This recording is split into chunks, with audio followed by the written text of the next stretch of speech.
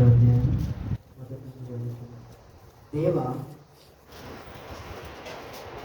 దేవా నీ కృప చొప్పున నన్ను కరుణింపుము, నీ వాత్సల్య బాహుల్యము చొప్పున నా అతిక్రమమును తుడిచివేయుము.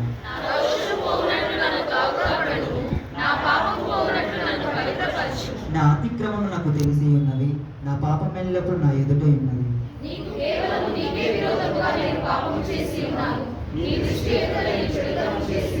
నేను పాపం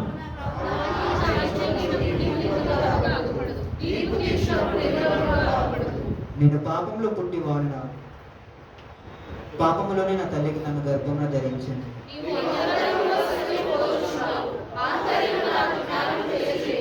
నేను పవిత్రునగునట్లు హిస్సోపుతో నా పాపం పరిహరించును, హిమము కంటే నేను తెల్లగా నున్నట్లు నీవు నన్ను కడుగును.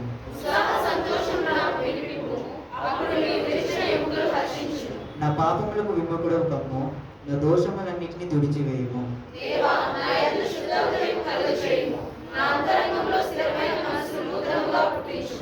నీ సన్నిధిలో నుండి నన్ను త్రోసివేయకుము, నీ పరిశుద్ధాత్మ నా యొద్ద నుండి తీసివేయకుము.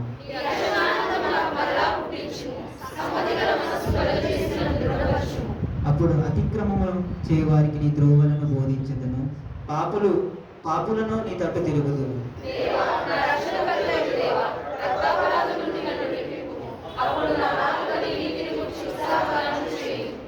ప్రభువా, నా నోరు నీ స్తుతిని ప్రచురపరచినట్లు నా పెదవులను తెరువుము.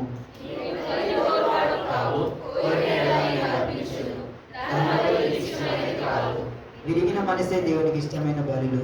దేవా, విరిగి నలిగిన హృదయమును నీవు అలక్ష్యము చెయ్యవు.